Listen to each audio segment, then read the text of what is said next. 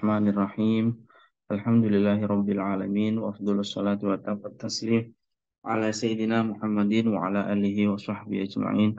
Allahumma akhrijna min dhulumatil wahmi wa akrimna binuril fahmi waftah alina bima'rifatil ilmi wa sahil akhlaquna bil hilmi waj'alna mimman yastami'una al-qawl fayattabi'una ahsanah. Ba'du ya teman-teman sekalian, malam hari ini kita melanjutkan pembacaan kitab Al-Fahmul Munir ya, pemahaman yang mencerahkan.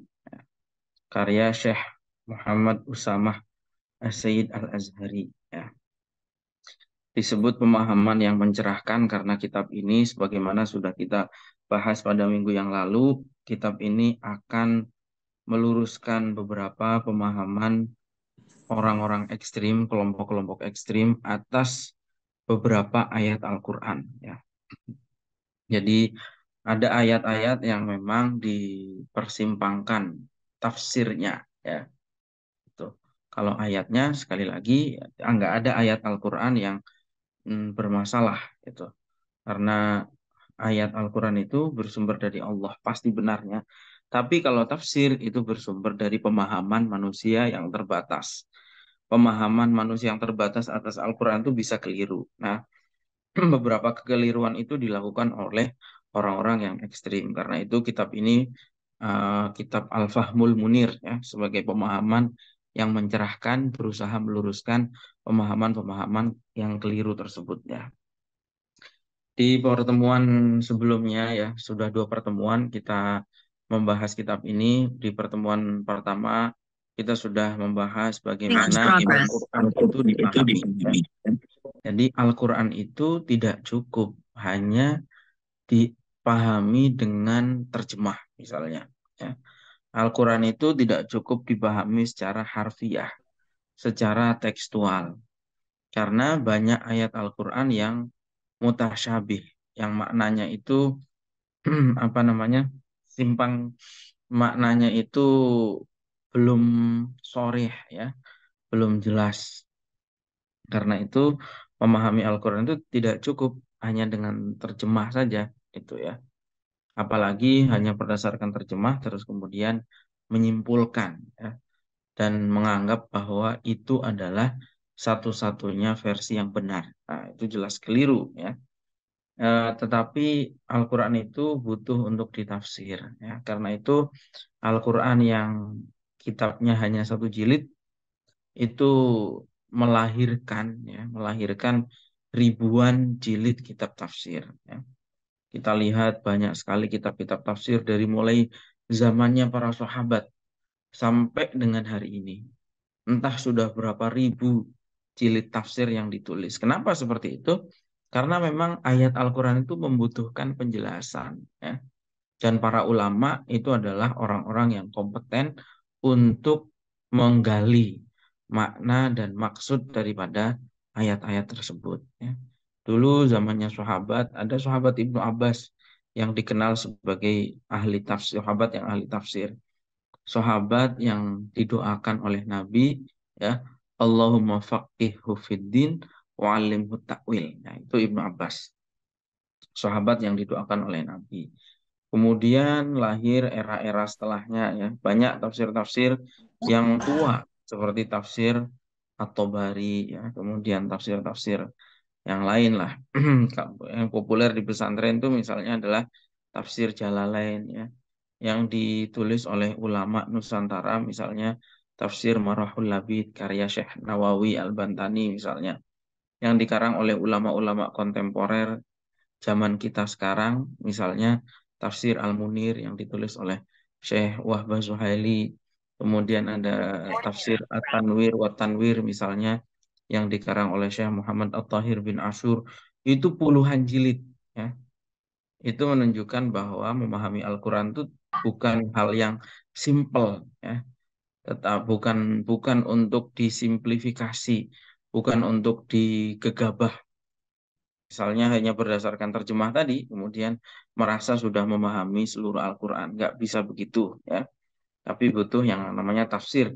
Dan tafsir itu tidak sembarangan, karena orang mau menafsir Al-Quran itu butuh kompetensi ilmu-ilmu yang lain. Dia harus mengetahui Nggak cukup satu ayat, dia harus tahu ayat yang lain bicara tentang apa. Nggak cukup juga tahu tentang Al-Quran, harus tahu tentang hadis. Ya. Kenapa? Karena Nabi adalah sosok yang paling otoritatif dalam menafsirkan Al-Quran. Ya. Di dalam ayatnya Al-Quran sudah jelas ya, apa namanya, litubayyina linnasi manuzila ilaihim.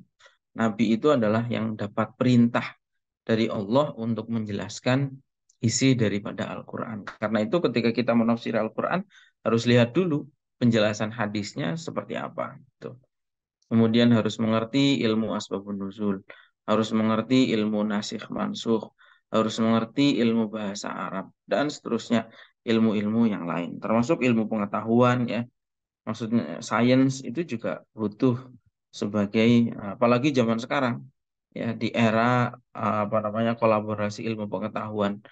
Mengetahui tentang Al-Quran saja tidak cukup, harus mengetahui ilmu-ilmu yang lain sebagai alat bantu ya untuk memahami Al-Quran ya.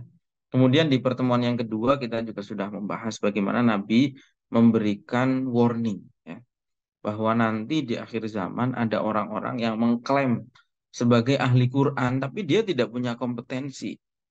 Karena itu akibatnya adalah Al-Quran yang rahmatan lil alamin itu kemudian menjadi malapetaka karena kemudian dia mendatangi tetangganya, mengkafirkan dan kemudian mengangkat pedang untuk mereka. Itu. Ini satu hal yang diwarning oleh Nabi. Nabi minggu yang lalu kita sudah mengutip salah satu hadis Nabi bersabda, "Mangqala anil Qur'an bi ghairi ilmin falyatabawa maq'adahu minan nar." Ya. Barang siapa berbicara tentang Al-Quran, sedangkan dia nggak punya ilmu pengetahuan tentang Al-Quran, maka tempatnya di neraka. Ya, makanya kita harus hati-hati. Kenapa? Karena zaman sekarang ini banyak yang gegabah. Wong tajwidnya saja belum benar. Mu'alaf ya. Ada orang seperti misalnya sebut, misalnya saja ya, bagian dari jarh wa ta'dil.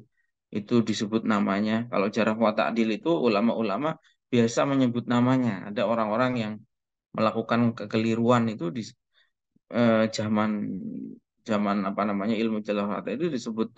Kalau zaman kita misalnya ya, orang seperti Felix Xiao misalnya, mualaf, ilmunya belum jelas, membaca Al-Quran tajwidnya masih salah semua, tapi berani menafsirkan Al-Quran. Padahal Al-Quran itu bukan hal yang sederhana, bukan untuk gegabah memaknai Al-Quran itu.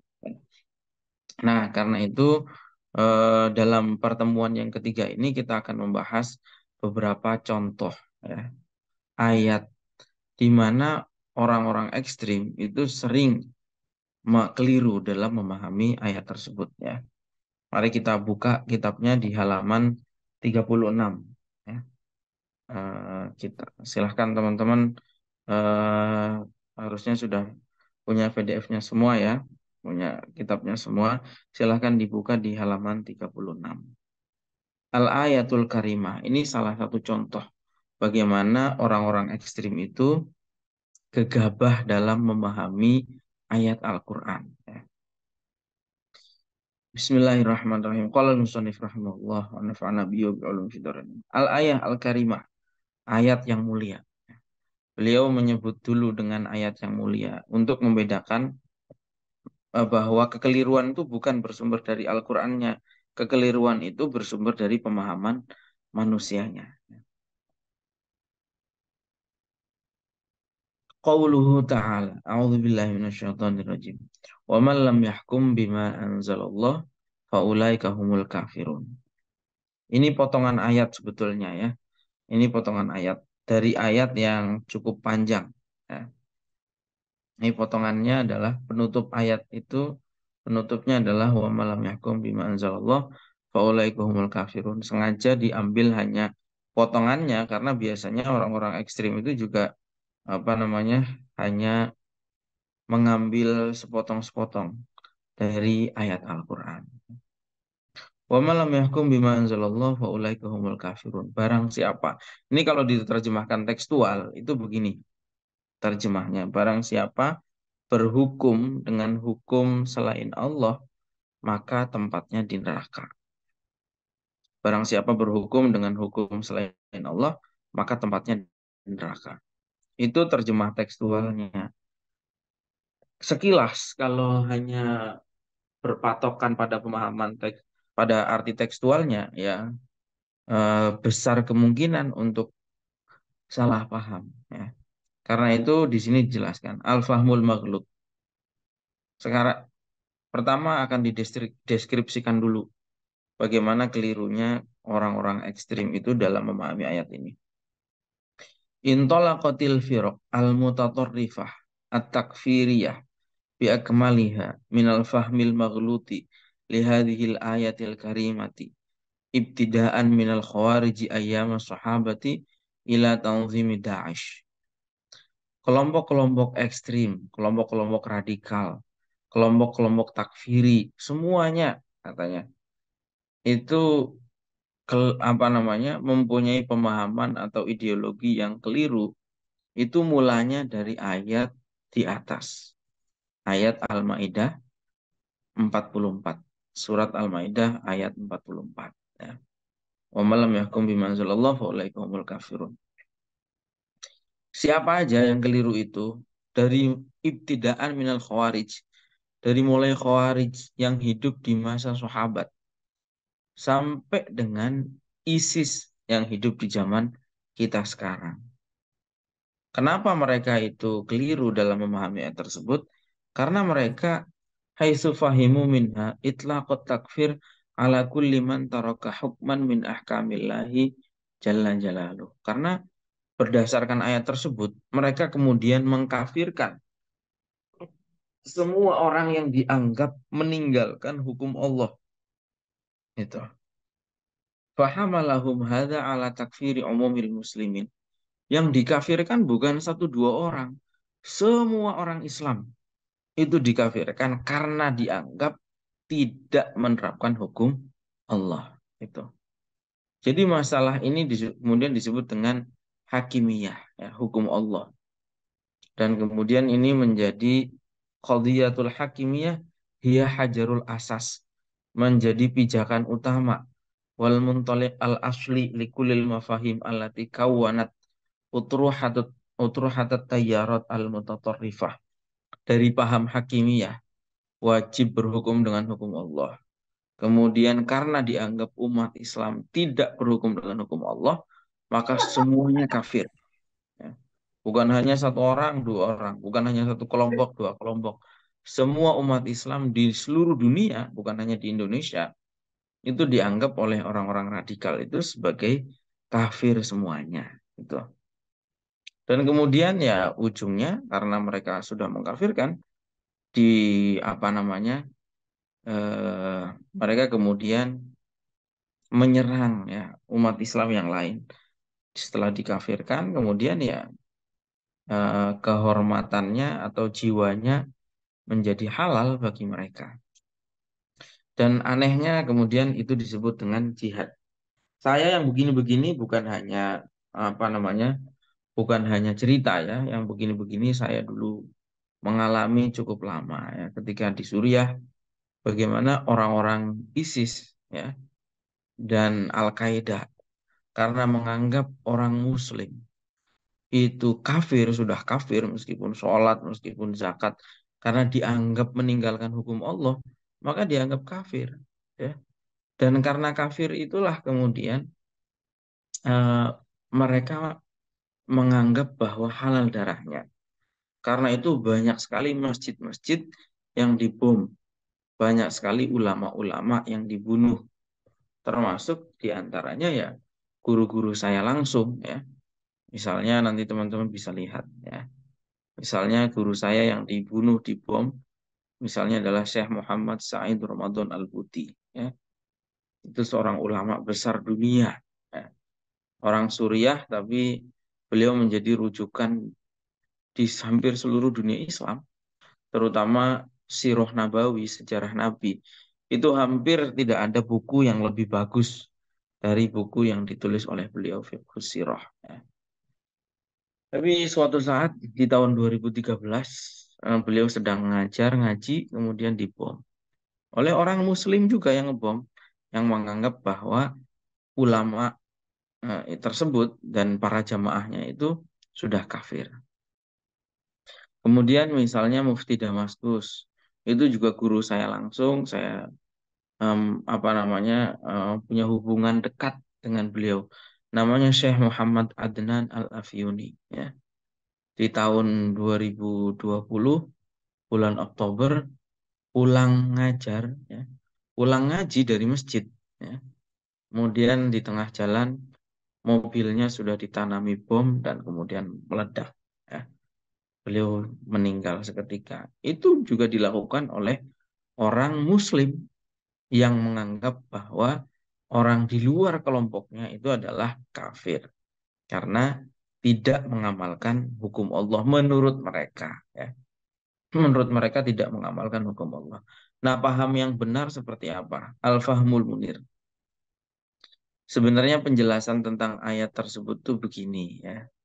Anna man tarakal hukma bikulli ma anzalahullah bihaitsu a'radu an ahkamillahi kulliha mu'anidan wa munkiran wa jahidan faqad kafara bi ahkamillah. Iya, kalau ada orang meyakini bahwa semua yang diturunkan oleh Allah itu apa namanya? Dia tolak, ya, itu. Karena memang dia tidak percaya bahwa hukum Allah itu baik. Dia tidak percaya bahwa ya pokoknya nolak lah. Ya, apa namanya? Menolak semua hukum Allah, maka bisa disebut dengan kafir. Tapi amman amana wa sadaqa wa aqarra bi anna ahkam Allah hiya al-hikmah wal adl wan nur lakinnahu ta'suru fi tatbiqiha li dha'fin fi nafsihi aw bisababi takasulin aw bisababi mu'awwiqatin lam yatamakkan ma'aha min at-tatbiq ma'a kamilil imani wa tasdiq fahada muslimun wa mu'minun lakinnahu asim. Jadi orang tidak menerapkan hukum Allah itu ada dua. Satu karena memang menolak, tidak iman maksudnya, nah itu orang kafir.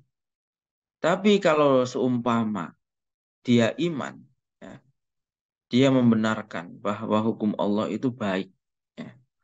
Hukum Allah itu adil, hukum Allah itu adalah sumber kebaikan.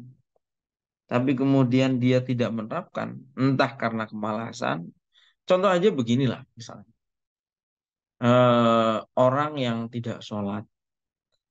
Beda antara orang tidak sholat itu karena dia tidak meyakini kewajibannya sholat dan orang tidak sholat karena misalnya malas atau misalnya ngantuk. Ya. Itu konsekuensi hukumnya beda. Kalau orang tidak percaya bahwa sholat itu wajib, nggak percaya ya, nggak percaya bahwa sholat itu wajib, itu kafir. Tapi kalau orang itu masih percaya, ya mungkin itu juga dialami oleh kita. Kita ini percaya bahwa sholat itu wajib dan harus tepat waktu, itu hukumnya wajib. Tapi kadang-kadang apa namanya ketiduran misalnya. Jadi kan jadinya keluar waktu sholat kan, itu. Atau kadang-kadang karena kesibukan, ya. Padahal itu dosa, itu dosa, betul, itu dosa. Tapi ya maksudnya tidak meninggalkan sholat sampai keluar waktu karena kesibukan, ya. Nggak ada udzur misalnya, itu udah jelas dosa. Tapi tidak sampai mengeluarkan atau tidak sampai menjadikan seseorang itu menjadi kafir. Gitu. Jadi beda antara meninggalkan hukum Allah karena dia tidak mengimani, ya, dan orang yang meninggalkan hukum Allah karena dia malas, misalnya, atau dia tidak mampu. Tapi dia tetap mengimani. Maka yang seperti ini tetap disebut sebagai muslim meskipun ahli maksiat itu ya. Contohnya beginilah, ya, misalnya orang ahli maksiat ya, tahu bahwa minum khamr itu haram, tahu dan dia yakin, dia percaya bahwa agama itu mengharamkan khamr. Dia iman tentang itu, dia tahu dan dia percaya bahwa khamr itu memang haram. Tapi misalnya dia ini lemah, tuh, belum bisa meninggalkan. Kemudian dia meminum khamr. Itu tidak bisa disebut kafir, ya. Tapi disebut ahli maksiat. Gitu aja. Jadi nggak boleh sembarangan mengkafirkan. Apalagi ya, kadang-kadang seseorang itu warubama kana ma'dzuran idza kana al-mu'awwiqat fawqa taqatihi, ya. Misalnya tadi, kadang-kadang uzur. Jadi misalnya yakin sholat subuh wajib itu yakin, dia iman, percaya bahwa sholat subuh itu wajib. Tapi dia ini nggak mampu, selalu setiap subuh nggak bisa bangun. Sudah berusaha misalnya, sudah berusaha untuk pasang alarm misalnya, tapi selalu saja kesiangan. Ya itu ma'dzur, diampuni gitu. Selama memang tidak mampu gitu. Tuh, diampuni loh. Kalau kalau bagi orang yang lupa, misalnya dia ingat itu belum sholat, belum misalnya zuhur masuk waktu sholat zuhur, dia belum sholat. Kemudian karena saking asiknya melakukan pekerjaan sampai lupa ternyata sudah masuk waktu sholat asar. Itu diampuni karena lupa. Gitu. Nah, seperti itu ya. Nah, sama sekali tidak layak dicap sebagai orang kafir gitu. Dan kalau kita lihat itu adalah perkataan para ulama ya. Pemahaman para ulama itu ya begitu gitu. Nggak ada ulama mengatakan semata-mata meninggalkan hukum Allah itu kemudian langsung dihukumi kafir. Enggak. Lihat dulu kenapa faktornya. Itu. Itu perkataan para ulama dari mulai sahabat Ibnu Mas'ud, Abdullah bin Abbas, Barra bin Azib, Hudzaifah bin Yaman, Ibrahim An-Nakhai, As-Suddi, Ad-Dhahhak, Abi Soleh. Semua ulama-ulama mengatakan demikian. Ya. Bahwa tidak tidak semata-mata orang meninggalkan hukum Allah itu langsung bisa disebut kafir gitu. Lihat dulu kenapa. Karena malas, karena tidak mampu, atau karena apa gitu. Nah, berbeda perkataan para ulama, jumhur ulama tadi itu dengan Sayyid Qutb. Sayyid Qutb ini ideolog, mbahnya radikal. Sayyid Qutb tuh orang radikal itu yang ada hari ini rata-rata murid-muridnya Sayyid Qutb, baik murid langsung maupun murid dari buku-bukunya. Ya. Makanya hati-hati kalau baca bukunya Sayyid Qutb, banyak materi-materi yang ekstrim, terutama di dalam buku Fi Dhilalil Quran dan buku Ma'alim Fit Thoriq, ya. Nah, ini disebut di sini gitu. Dikutip Said Kutub itu di dalam kitabnya ya, di dalam kitab Fi Dhilalil Quran juz 2 ya, dia mengatakan bahwa apa namanya eh, bahwa meninggalkan hukum ya, satu aja. Misalnya udah sholat, udah macam-macam, tapi ada hukum Allah yang ditinggal satu saja, nggak peduli karena apa, nggak peduli karena nggak mampu, nggak peduli karena apa namanya eh, malas misalnya, nggak, meskipun dia beriman tapi dia tidak menerapkan, maka menurut Said Kutub hukumnya kafir. Itu. Dan wa inda taftishi ma wajadna li Sayyid Qutb salafan yusbiquhu ila hadzal fahmi takfiri ilal khawarij. Dan kalau diteliti ya kata penulis kitab ini, kita tidak menemukan ada ulama seperti Sayyid Qutb.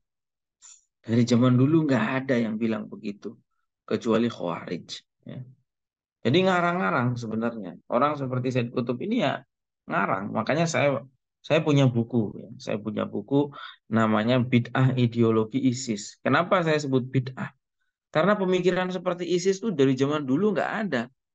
Sahabat dari mulai Nabi, zaman sahabat, zaman ini itu semuanya Islam itu ya rahmatan lil alamin. Itu baru sekarang ini ya ada model ISIS, Al-Qaeda, wis orang-orang yang ngerusak Islam gitu, yang mengatakan bahwa orang di luar kelompoknya itu semuanya kafir, dianggap tidak menerapkan hukum Allah. Itu aneh ya. Itu. Padahal jelas Al-Quran saja mengatakan La yukallifullahu nafsan illa wus'aha. Allah itu nggak menuntut kecuali sebatas kemampuan kita, ya. Sebatas kemampuan seseorang. Di luar kemampuannya, ya sudah diampuni. Nggak ada apa namanya tuntutan melakukan hal di luar kemampuan. Kata Nabi, fattaqullaha mastata'tum. Bertakwalah semampu kalian. Jadi kayak gitu. Jangan seperti orang-orang ekstrim ini, gampang sekali mengkafirkan. Padahal dia sendiri sebenarnya juga nggak apa namanya banyak syariat-syariat yang dia tinggal. Makanya kalau ada syair itu ya, kafir dewe nggak digatek katanya. Kafirnya sendiri itu nggak diurus, tapi dia senang sekali nuduh orang lain sebagai orang kafir. Nah ini gitu. Kesalahannya orang-orang radikal ya, orang-orang khawarij itu. Di sini Imam Ajuri waktu menafsiri ayat wa ukhra mutasyabihat kata beliau eh yadhillu man dhalla mimman idda'a hadhil kalimah kullu firqatin yaqra'una ayatan minal Qur'an wa yaz'umuna annaha lahum asabu biha al-huda wa ukhra mutasyabihat. Jadi ada ayat muhkamat, ada ayat mutasyabihat. Ada ayat yang sudah jelas terang benderang maknanya, ada ayat yang masih belum jelas maknanya. Kok ada orang mengklaim bahwa pemahamannya dia itu benar, pasti benarnya ya, dan hanya pemahamannya dia yang benar, itu mesti kelirunya. Itu. Kalau ada orang mengklaim saya paling benar dalam menafsiri Al-Quran, itu keliru, pasti kelirunya. Gitu. Karena Allah sendiri mengatakan wa ukharu mutasyabihat. Itu. Ada ayat-ayat yang mutasyabih. Itu. Tuh. Orang apa yang dilakukan oleh orang-orang ekstrim hari ini, ISIS, Al-Qaeda dan lain-lain, ya, Ikhwanul Muslimin, orang-orang Salafi, Wahabi, ya, itu sebenarnya kalau kata beliau di sini adalah seperti orang Khawarij, itu zaman sahabat. Fa'idha ra'au al-imam yahkumu bighairil haq qalu qad kafar. Ya. Kalau ada pemimpinnya kemudian memutuskan sesuatu, kemudian langsung diteriaki, oh kafir itu. Kalau kafir itu sudah musyrik itu. Senang banget orang Khawarij itu dulu begitu ya. Bahkan bukan hanya kita zaman sekarang, zaman Nabi itu sudah ada kisahnya dalam seseorang yang namanya Dzul Khuwaisirah. Waktu Nabi sedang membagi ghanimah, tiba-tiba Dzul Khuwaisirah teriak, "Wahai Nabi, wahai Muhammad, berbuat adillah kamu. Jangan zalim." Kemudian kata Nabi, "Leh, kalau saya ini seorang Nabi. Maksum, saya pasti benar. Kalau saya saja kamu tuduh tidak adil, siapa lagi yang mau kamu anggap adil?" Jadi ciri-ciri orang ekstrim itu dari dulu sampai sekarang sama. Pasti nyinyir kepada pemerintahnya. Dari dulu ya. Nabi saja dinyinyirin ya. Apalagi yang lain, apalagi ya pemimpin-pemimpin yang orang-orang biasa seperti sekarang ya. Mau Prabowo, Jokowi, mau siapa ya. Nabi saja disalahkan. Apalagi pemimpin-pemimpin yang ada hari ini. Khawarij itu, orang-orang ekstrim itu, mau apapun namanya, namanya mau HTI, namanya mau Ikhwanul Muslimin, namanya mau Al-Qaeda, mau ISIS, mau apapun namanya, pasti musuhi pemerintahannya. Itu sudah dari dulu, sudah dari zaman Nabi begitu. Gitu. Gitu ya. Wa bina'an ala hadzal fahmil maghlub inda sa'iri tilkal firaqi minal khawarij qadiman ila al-ikhwanil muslimin wa ma tafarra'a anha min tayyaratin intihaan bi tanzimi Daesh fa inna tilka tayyarat kulliha qad intalaqat aslan min ittihamil muslimin bi ta'tili ahkamillah ya. Semua kelompok-kelompok ekstrim ini dari mulai khawarij sampai ikhwanul muslimin sampai anak-anaknya ikhwanul muslimin. Kenapa disebut anak-anak Ikhwanul Muslimin? Karena kelompok ekstrim yang ada hari ini itu semuanya anak-anak turunnya Ikhwanul Muslimin. Jadi kalian harus tahu ya gerakan-gerakan yang muncul ini. Ikhwanul Muslimin itu didirikan di Mesir tahun 1928 ya. Kemudian dari Ikhwanul Muslimin ini lahir beberapa orang anggota ya. Di antaranya namanya Taqiyuddin An-Nabhani ya. Taqiyuddin An-Nabhani inilah yang kemudian mendirikan Hizbut Tahrir. Orang Yordania itu. Kemudian dari Ikhwanul Muslimin juga lahir namanya Abdullah Azam. Abdullah Azam ini yang kelak mendirikan Al-Qaeda. Ya. Kemudian juga Ayman Al-Zawahiri, asli orang Mesir. Ya. Kemudian juga Syukri Mustafa, pendiri Jamaatul Takfir wal Hijrah. Kemudian juga melahirkan apa namanya Abu Mus'ab Az-Zarqawi yang kemudian mendirikan ISIS. Semuanya itu cabangnya Ikhwanul Muslimin, anak turunnya Ikhwanul Muslimin. Nah, mereka semua kelompok-kelompok ekstrim ini berangkatnya ya, itu berangkatnya memusuhi kelompok lain. Itu dari anggapan bahwa orang Islam hari ini semuanya tidak ada yang menerapkan hukum Allah. Itu. Dari pemahaman itulah karena dianggap umat Islam ini sudah meninggalkan hukum Allah. Coba misalnya lihat di Arab Saudi gimana? Oh ternyata pakai hukum kerajaan. Di Mesir gimana? Oh pakai hukum warisan Perancis misalnya. Di Indonesia gimana? Oh pakai hukum Undang-Undang Dasar 45 misalnya. Oh berarti itu bukan hukum Allah, itu kafir berarti. Jadi dari situ mulainya. Semuanya dianggap kafir. Oh berarti pemerintahan ini kafir. Ya. Kemudian loh kok rakyatnya ikut-ikutan? Berarti rakyatnya juga kafir. Negaranya juga kafir. Terus semuanya kafir. Berangkatnya itu dari situ, ya, dari hukum Allah ini. Gitu. Dan kemudian mereka memonopoli, mengklaim bahwa kebenaran itu hanya punya mereka. Itu bukan punya Muslim yang lain. Gitu. Ini adalah awal dari malapetaka sebetulnya. Ya. Awal dari malapetaka ketika orang Islam mengkafirkan sesama Muslim. Gitu. Padahal Nabi itu sebetulnya sudah sangat keras sekali, ya, memperingatkan apa namanya umat Islam, ya, bahwa apa namanya barang siapa mengatakan kepada saudaranya wahai kafir, maka kekafiran itu kembali pada salah satunya. Kalau yang dituduh itu tidak kafir, maka kekafirannya kembali kepada dirinya. Gitu. Eh, apa namanya seorang ulama bernama Abdul Fattah Al-Qushairi mengatakan wahada wa'idun azim liman kaffara ahadan minal muslimin wa laysa huwa kadzalik.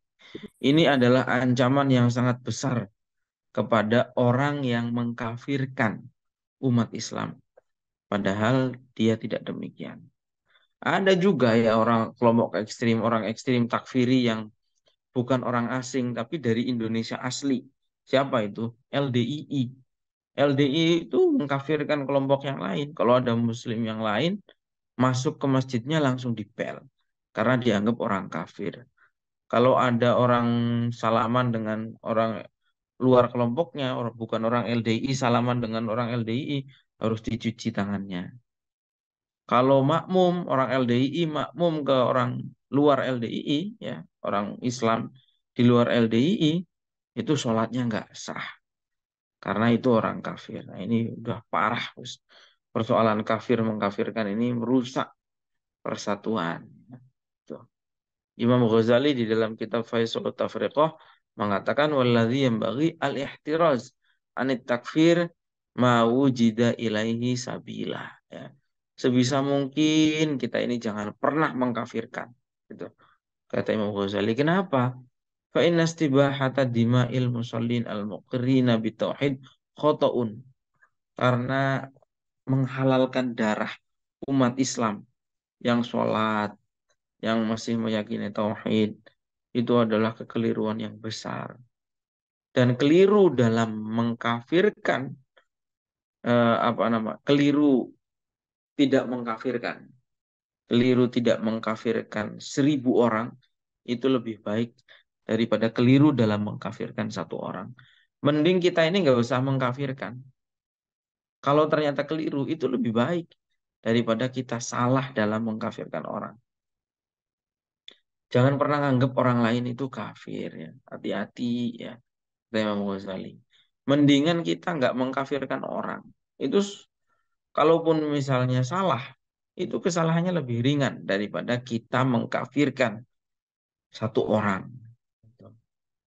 Ada 1.000 orang misalnya punya indikasi-indikasi kafir. Wah ini liberal ini, misalnya ini gini gini gini, ateis ini misalnya kayak gitu. Kita diam aja terkait 1.000 orang yang masalah ini itu lebih baik daripada kita salah mengkafirkan satu orang. Itu kata Imam Ghazali. Dan Nabi sendiri waqad hadzara Nabi sallallahu alaihi wasallam min hadzal maslak at-takfiri asyadda tahdzir. Nabi sendiri itu luar biasa ya, dalam mengingatkan, memperingatkan masalah pengkafiran ini ya. Yang pada pembahasan yang lalu sudah dibahas ya, bagaimana Nabi itu mengkhawatirkan munculnya orang yang seakan-akan dia itu adalah ahli Quran. Tapi kemudian mengubah-ubah makna Al-Quran, kemudian mengkafirkan tetangganya dan mengangkat pedang kepada tetangganya. Itu paling dikhawatirkan oleh Nabi. Dan itu yang terjadi hari ini sebetulnya. Itu yang dikhawatirkan oleh Nabi itu memang nyata ada hari ini. Ya. Padahal sebetulnya ya, kembali lagi kita ke ayat tadi ya. Ayat tadi itu wa malam yahkum bima anzalallahu faulaika humul kafirun. Barang siapa tidak berhukum dengan hukum Allah, maka dia hukumnya kafir. Pertama, ada penjelasan lain selain yang dijelaskan dalam kitab ini. Pertama, asbabun nuzul ayat ini itu terkait dengan orang Yahudi. Pertama itu. Ya. Jadi apa namanya? Ayat ini, ayat Al-Maidah 44 itu turun kepada orang Yahudi.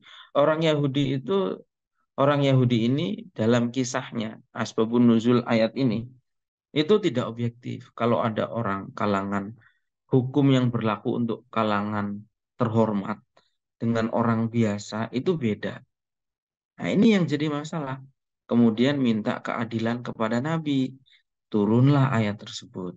Makanya kata Ibnu Jarir dan juga beberapa ulama yang lain, ayat wa malam yahkum bima anzalallah faulaikumul kafirun. Tidak berhukum dengan hukum Allah itu kafir.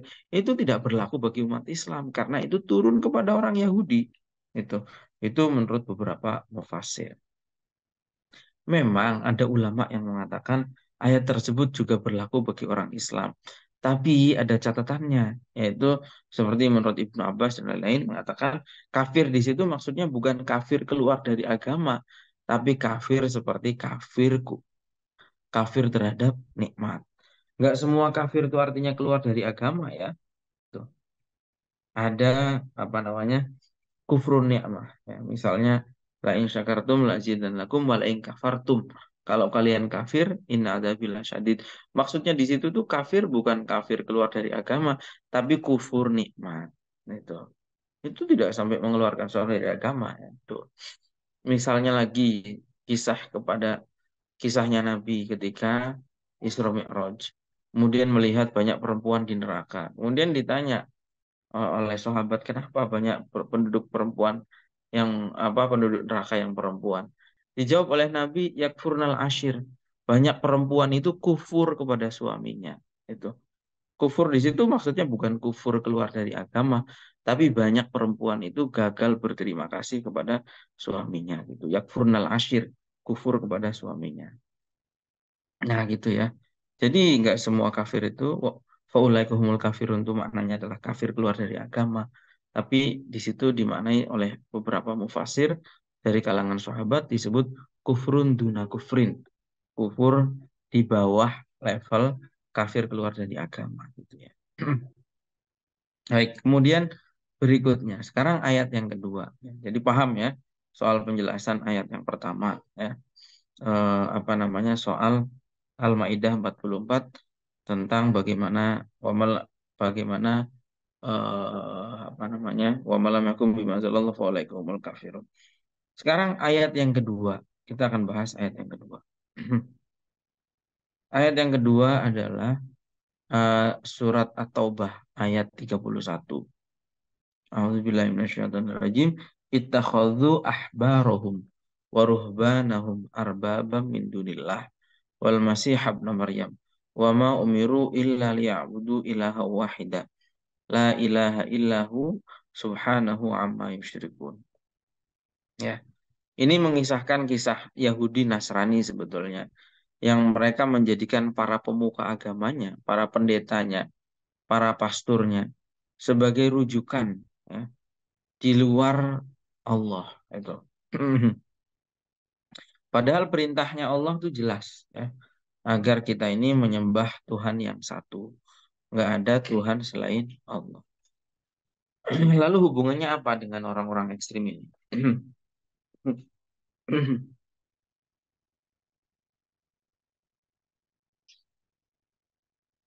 Yahtaju yahtajul mutatarrifun bihadhil ayah ala itlaqi takfir bighairi haqqin ala a'wanil hukami minal wuzara'i wad-dubati wal junud. Orang-orang ekstrim itu menjadikan ayat di atas sebagai dasar untuk mengkafirkan para aparat negara, ya, baik itu aparat sipil maupun militer tentara, ya. Biasanya disebut dengan Ansorut Tohut, ya, itu. Semuanya dikafirkan, semua yang bekerja di instansi pemerintah, pokoknya semuanya kafir. Mau PNS, mau polisi, mau tentara, mau siapapun lah, pokoknya honorer, selama dia kerja di lembaga pemerintah, maka hukumnya kafir. Dasarnya apa? Dasarnya ayat di atas. Nah ini masalah lagi ini. Bahkan bukan hanya para aparat negara, ya. Bahkan mereka juga mengkafirkan umat Islam secara keseluruhan. Bahkan juga mengkafirkan para ulama dan para ahli fikih. Dasarnya apa? Mereka menganggap bahwa orang-orang Islam itu mengikuti pemerintah, taat kepada hukum pemerintahannya. Itu. Misalnya pemerintah apa namanya, menerapkan, membuat aturan misalnya bahwa ketika ada lampu merah harus berhenti. Loh, dasar Qur'annya mana? Hadisnya mana? Yang menyebutkan bahwa ada lampu merah itu harus berhenti. Kenapa orang Islam kok pakai helm?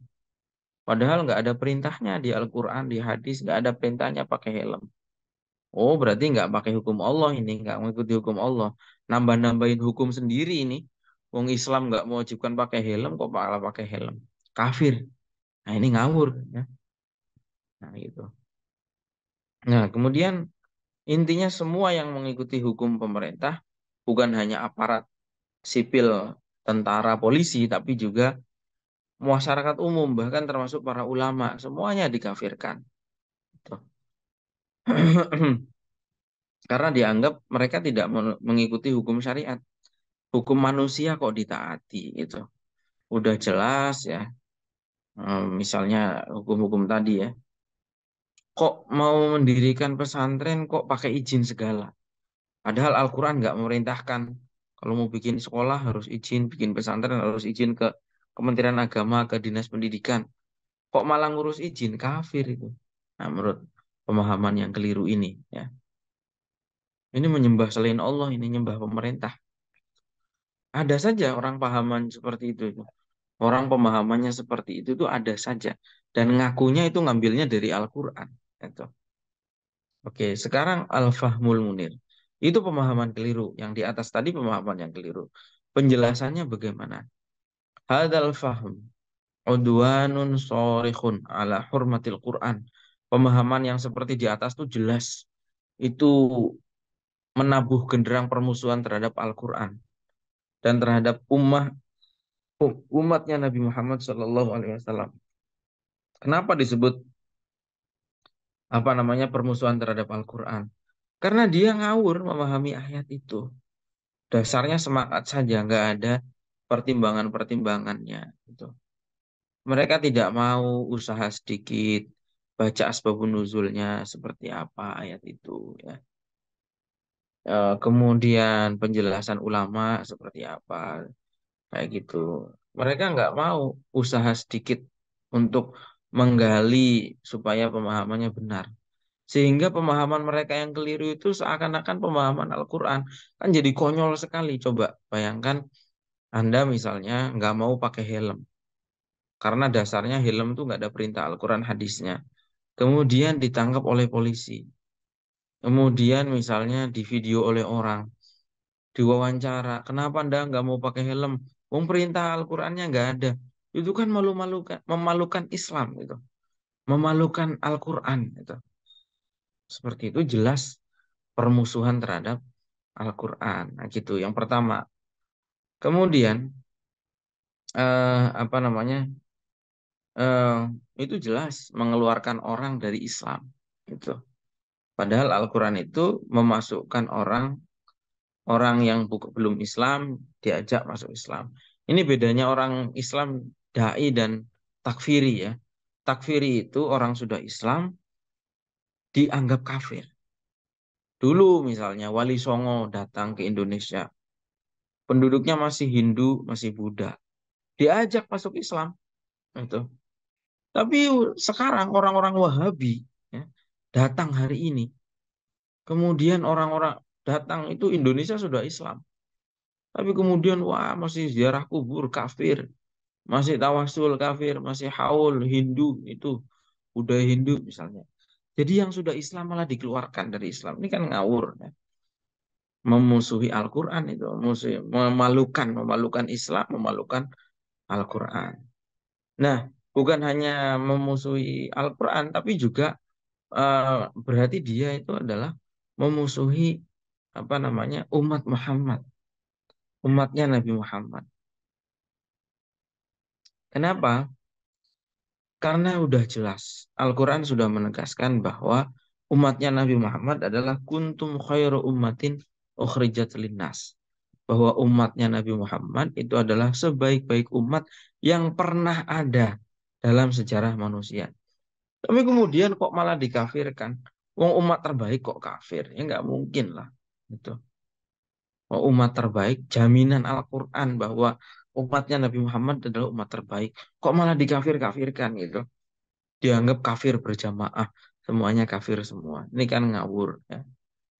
Dan Allah itu sudah memberikan garansi bahwa umatnya Nabi Muhammad itu terjamin dari kekafiran. Nggak mungkin semuanya kafir kan Nabi Nabi itu sudah di apa namanya dalam hadisnya menyebutkan inilah akhafu alaikum syirk. Saya itu nggak khawatir setelah saya meninggal kalian itu akan musyrik, nggak akan. Itu sudah jaminan dari Nabi bahwa umatnya Nabi Muhammad itu akan terjaga dari kemusyrikan. Itu.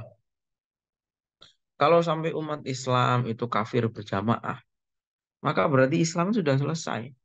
Padahal Islam ini dijamin sampai akhir zaman akan tetap ada. Itu. Kalau Islam ini sudah nggak ada, semua orang dianggap kafir. Berarti butuh nabi baru dong. Padahal Nabi Muhammad itu adalah nabi terakhir. Itu. Jadi ngawur ya. Intinya orang-orang ekstrem ini ya awur-awuran. Gitu.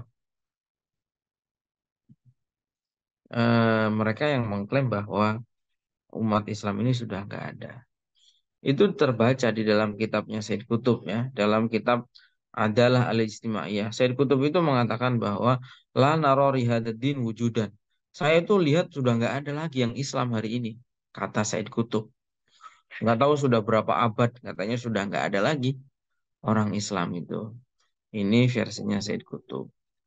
Inna wujudal ummah al-muslimah yu'tabaru qadin qata'a mundu qurunin katsiratin.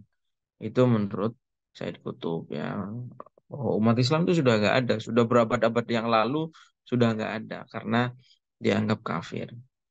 Fanzuru ila hadhihi natijah al-khatira lil fahmil maghlut wal munharif lil Qur'an adda bihim ila musadamatil Qur'an fi qouli as-sharih kuntum khairu ummatin ukhrijat linnas. Lihat betapa bahayanya pandangan orang-orang ekstrim yang seperti itu ya. Apa namanya? Karena dasar pemahaman Al-Qur'an yang keliru. Padahal itu juga jelas jadi bertentangan dengan jaminan Allah bahwa kalian adalah sebaik-baik umat. Itu kok umat terbaik kok kafir ya nggak mungkin lah. Itu. Nah, sedangkan pemahaman yang benar tentang ayat tersebut adalah ayat di atas itu sekali lagi menerangkan tentang orang Yahudi dan Nasrani yang disifati oleh Allah bi annaha ittakhadat ahbaraha wa ruhbanaha arbaba min dunillah kanu ya'taqiduna li anfusihim haqqat tasyri'i ma Allah. Jadi orang-orang Yahudi Nasrani ceritanya dulu adalah mereka menganggap bahwa pemuka agamanya itu setara dengan Allah. Jadi gini, orang-orang Yahudi, orang-orang Nasrani itu apa namanya? Pemuka agamanya itu punya otoritas sampai dengan sekarang. Kalau kalian lihat ya, misalnya orang Katolik. Orang Katolik itu pusatnya di Vatikan, di Italia. Dan mereka percaya yang namanya paus itu berhak menentukan hukum, berhak mengubah-ubah hukum maksudnya. Dia punya otoritas itu. Orang Yahudi misalnya, dia di samping dia kitab sucinya kan Taurat, tapi dia punya kitab yang lebih dipegang oleh mereka, yaitu Talmud. Talmud ini dari kitabnya apa? Talmud itu isinya adalah pandangan-pandangan para pemuka agama Yahudi. Justru itu lebih dipegang daripada Tauratnya. Nah ini yang keliru. Sedangkan di Islam itu kan nggak ada konsep seperti itu, nggak ada. Ulama itu boleh menafsirkan, tapi dia tidak punya otoritas kebenaran tunggal. Dia tidak berhak untuk menambah-nambah syariat misalnya. Oh ada tambahan sholat 5 waktu ditambah jadi 6 waktu. Nggak boleh. Nggak ada otoritas itu. Beda dengan tadi di agama Yahudi dan di Nasrani itu. Makanya ya, kan kemarin di Mukaddimah sudah disinggung. Kesalahan orang-orang ekstrim itu adalah menerapkan ayat yang turun kepada orang-orang kafir, kemudian diterapkan kepada orang Islam ya. Termasuk ayat ini. Wong ayatnya bicara jelas. Ahbar dan ruhban, pemuka agama Yahudi dan Nasrani.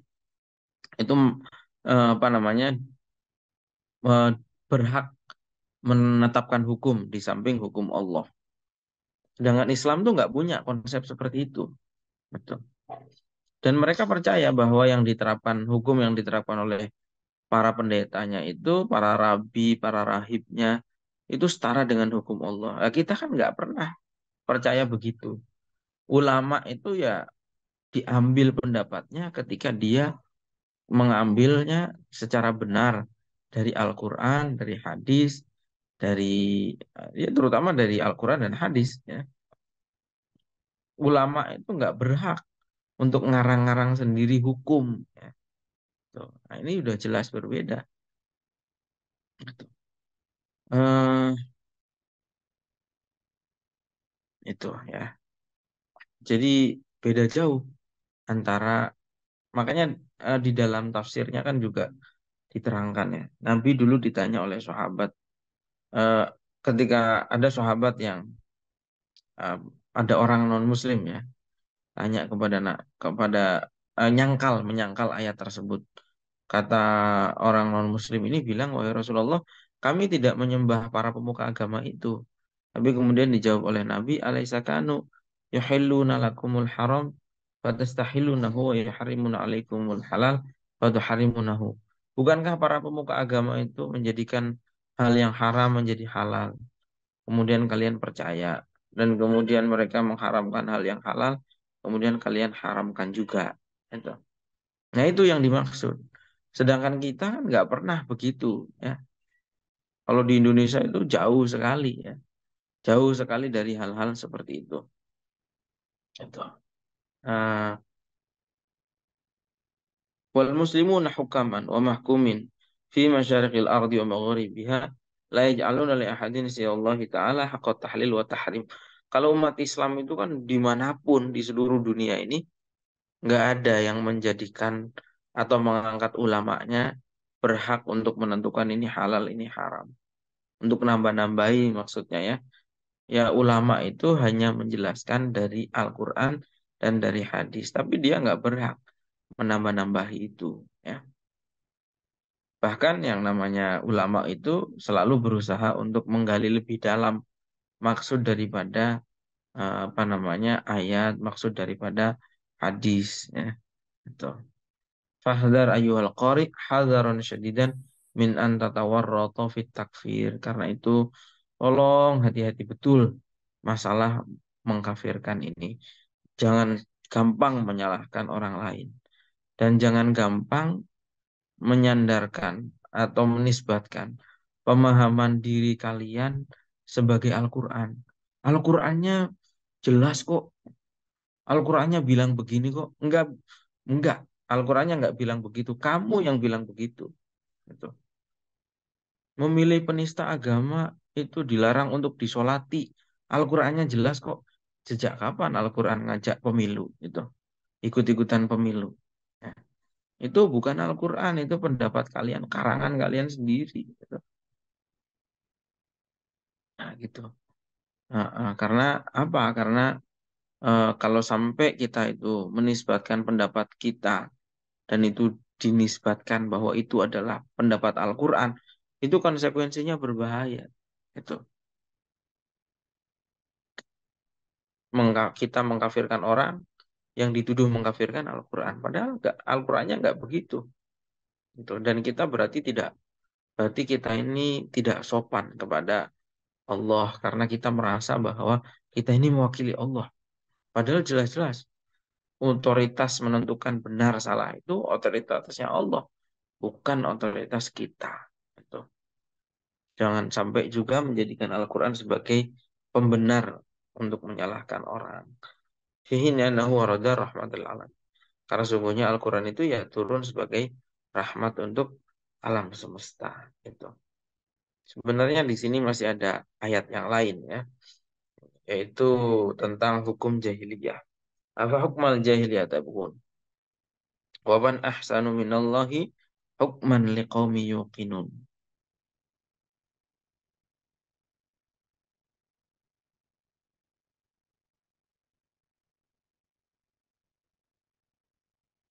Ayat ini juga dijadikan dasar bagi beberapa orang ya, orang-orang ekstrim mengkafirkan orang Islam padahal orang itu jelas-jelas masih beriman kepada Allah itu. Hanya semata-mata karena dianggap meninggalkan salah satu hukum Allah dan mengadopsi hukum jahiliyah.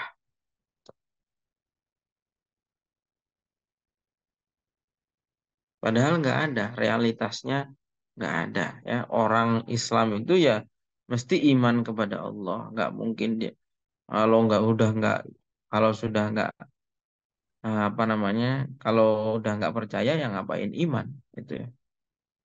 Seperti itu. Kalau selama masih beriman kepada Allah, cita-cita semua orang tuh ya mesti taat kepada Allah. Nggak ada niatan untuk mengubah-ubah hukum Allah gitu. Dan kemudian tentu juga harus dibedakan sebagaimana di awal tadi dijelaskan. Masalah hukum itu adalah apakah seseorang itu meninggalkan hukum karena dia tidak percaya, berarti kafir.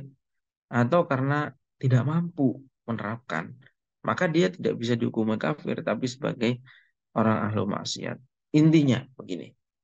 Inti dari materi pengajian malam ini adalah intinya adalah bahwa selama seseorang itu masih iman kepada Allah, masih iman bahwa hukum-hukum Allah itu adalah hukum yang terbaik, maka tidak ada jalan untuk mengkafirkan.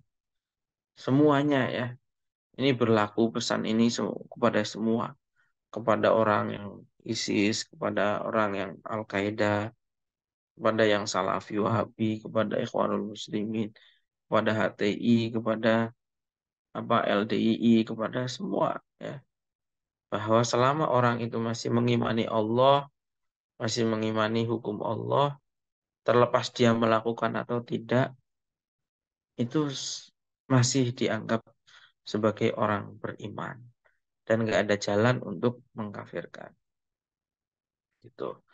Nah,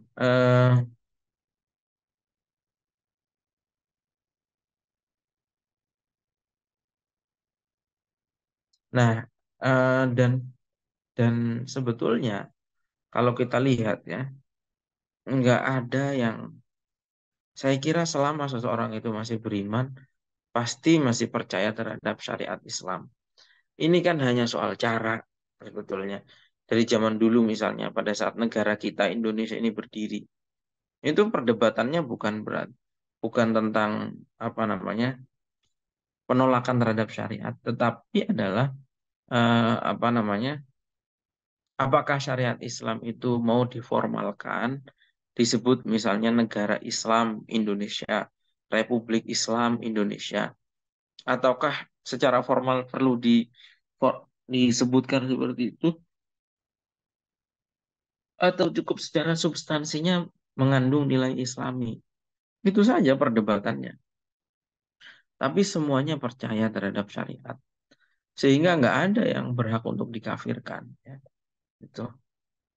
Ini perdebatan dulu itu perdebatannya hanya soal apakah nama Islamnya harus ada atau yang penting nilai-nilai keislaman ini menjiwai kehidupan bernegara di Indonesia. Tapi kalau kita lihat coba deh, ya mikir sekali-kali ya. Jadi mikir di negara ini di Indonesia, syariat apa yang tidak bisa dijalankan? Syahadat, orang mau berislam, nggak ada yang ganggu orang berislam. Sholat, nggak ada yang larang orang sholat. Bahkan semuanya difasilitasi. Zakat, eh, orang zakat dibuatin oleh pemerintah, Baznas, Badan Amil Zakat Nasional, resmi oleh negara. Orang-orangnya digaji oleh negara. Orang mau haji, dibuatkan oleh pemerintah, Dirjen Haji Umroh. Orang mau puasa, sidang isbat. Ramadannya kapan, Syawalnya kapan, difasilitasi oleh pemerintah. Syariat yang mana coba? Coba kalian pikir lagi. Syariat yang mana yang tidak bisa diterapkan di negara ini? Itu. Semua rukun Islam bisa di sini. Syariat-syariat apa wis yang tidak bisa dilakukan di sini? Berbuat baik kepada tetangga apakah dilarang di negara ini? Enggak. Gitu. Apa namanya? Apakah di negara ini ada paksaan untuk berzina misalnya? Enggak ada. Apakah di negara ini ada paksaan untuk minum khamar misalnya? Enggak ada. Mau meninggalkan khamar dilindungi oleh negara, berzina. Meninggalkan zina, meninggalkan beruang. Mau baik kepada tetangga difasilitasi, mau sedekah semuanya bisa diterapkan di sini. Biasanya yang dipersoalkan adalah persoalan yang sifatnya itu adalah ijtihadiyah. Sifatnya ijtihad. Yaitu apa? Hukum rajam dan potong tangan. Padahal jelas-jelas itu hukum ijtihad. Zaman Umar bin Khattab saja, wis pertama, zamannya Sayyidina Umar saja, Umar itu tidak mau memotong tangannya pencuri. Itu menunjukkan apa? Itu menunjukkan bahwa hukum potong tangan itu bukan hukum yang pasti, baku. Gitu. Tapi itu adalah ijtihadnya seorang pemimpin, mana hukum yang bisa membuat pelaku kriminal itu jerak. Itu. Ketika dengan di penjara itu bisa jerak, ya sudah cukup penjara itu. Nggak harus potong tangan. Ngapain mempersoalkan? Hanya padahal 99,99% syariat itu bisa diterapkan. Misalnya, ngapain mempersoalkan persoalan yang ijtihadi seperti itu? Gitu. Ya, gitu ya. Ini problem di kalangan orang-orang ekstrim ya. Dia tidak memandang apa namanya, nggak berpikir seperti itu. Dia berpikir sempit. Syariat itu pokoknya rajam dan potong tangan. Dia nggak memperhatikan bahwa syariat itu maknanya sangat luas sekali. Sholat itu syariat, puasa syariat, zakat syariat, haji syariat, sedekah syariat, nafkahi keluarga itu syariat, mendamaikan orang itu syariat, menjaga nyawa, menjaga kehidupan, apa berderma itu semuanya adalah syariat. Dia nggak melihat itu. Dia mikirnya pokoknya Indonesia nggak menerapkan syariat. Kenapa? Karena nggak bisa hukum potong tangan dan rajam. Padahal jelas nggak usah nunggu Indonesia. Umar bin Khattab aja nggak mau nerapin hukum potong tangan. Itu Khalifah Amirul Mukminin, Khalifah nomor 2. Gitu. Nabi sendiri juga nggak ada tuh catatan potong tangan. Gitu. Jadi ini persoalan ijtihad ya, persoalan yang diserahkan kepada pemerintah mana yang maslahat. Gitu. Seperti itu ya. Itu saya kira ya untuk materi hari ini ya. Oh ya, satu lagi yaitu catatannya adalah bahwa kalau sampai ada orang misalnya takut dengan istilah syariat, itu bukan takut terhadap syariatnya sebetulnya, tapi takut dengan gambaran syariat yang berkembang ya, di publik. Misalnya, oh kalau syariat itu seperti ISIS, nyembelih orang. Ya orang jadi takut. Orang tidak takut syariatnya, orang itu takut terhadap perilaku kelompok-kelompok radikal ini sebetulnya. Itu. Orang kalau tahu syariat yang benar, pasti akan cinta. Ya. Orang syariat itu adalah apa namanya hal yang membuat hidup kita itu menjadi baik, menjadi teratur, yang membuat orang takut terhadap syariat. Kalau sampai ada orang takut terhadap syariat, kita yang harus evaluasi. Gitu. Berarti kita ini gagal dalam menyampaikan apa itu syariat. Ya. Sehingga kalau orang orang dengar syariat takut karena ketika dengar syariat bayangannya langsung penyembelihan seperti ISIS, ngebom seperti Al-Qaeda itu semuanya syariat. Padahal kan nggak begitu. Ya, itu. Nah, ini kita yang harus evaluasi sebagai dan itu tanggung jawab betul ya, tanggung jawab moral kita, tanggung jawab sejarah kita hari ini ya untuk meluruskan pemahaman-pemahaman menyimpang semacam itu. Saya kira itu cukup ya. Apakah ada hal yang ingin disampaikan? Pertanyaan, tanggapan, silahkan. Eh, nggak ada ya. Mudah-mudahan semuanya sudah paham ya. Baik, saya kira itu saja. Mudah-mudahan bermanfaat. Kita harus terus belajar ya. Karena agama ini dalam hal beragama itu memang butuh ilmu. Jangan hanya modal semangat tanpa ada ilmu. Karena itu kemungkinan kelirunya menjadi sangat besar. Sambung lagi hari Rabu yang akan datang. Assalamualaikum warahmatullahi wabarakatuh.